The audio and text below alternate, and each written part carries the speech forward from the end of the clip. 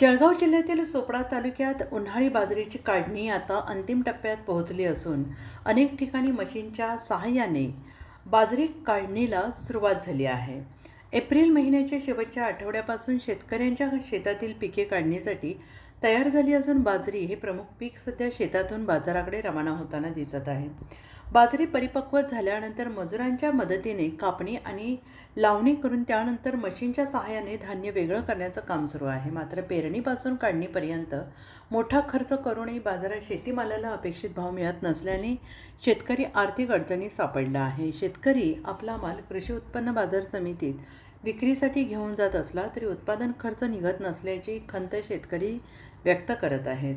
दुसरीकडे शेती क्षेत्रात मजूर टंचाई गंभीर बनत चालली असून मजूर उपलब्ध नसल्याने यांत्रिकीकरण शेतकऱ्यांचा कल वाढतो आहे. मात्र वाढते खर्च आणि कमी बाजारभाव यामुळे शेती टिकवणं कठीण होत असल्याची भावना शेतकरी व्यक्त करत आहेत.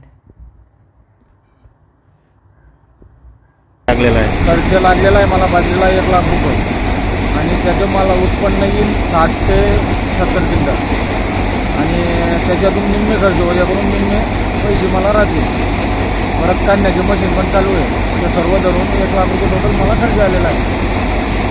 आणि आता जे बियाणे जे त्याचे भाव वाढलेला आहे, बियाण्याचे भाव वाढून गेलेले आहेत. मजूर रोज वाढून गेलेला आहे.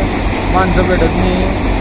बाजरी पूर्ण पडून गेली होती. पंचनामेवाले आले, पंचनामे करून गेले. अजून काही त्याचा निर्णय काही लागलेला नाही.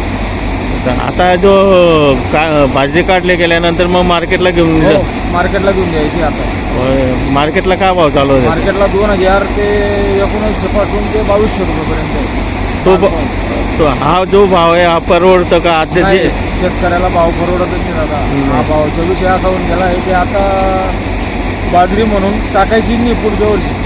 कारण की खर्च जेवढा आहे. कारण की 500 रुपये रोज कापण्याच्या, 500 रुपये रोज वाणीच्या काहीच राहत नाही शेतकऱ्याला. म्हणजे इतर वस्तूंमध्ये भाव वाढ झालेली आहे आणि शेतकऱ्याच्या मालाला नाही. शेतकऱ्याच्या मालाला काहीच भाव वाढलेला नाही. सर्व वस्तू वाढून गेल्या आहेत. तुमच्या खाण्याचे तेलपासून साखर सर्व वाढून गेलेलं आहे. त्यानंतर चाराचे सुद्धा भाव भेटत नाही शेतकरी. चारा फुकट देतोय शेतकरी लोकांना. गुंजाय हो. किती होते बाजरी? ही 4 बिघे बाजरी होती. 4 बिघे. काय नाव दादा? माझं नाव समाधान जयंतराम पाटील, राहणार वेल.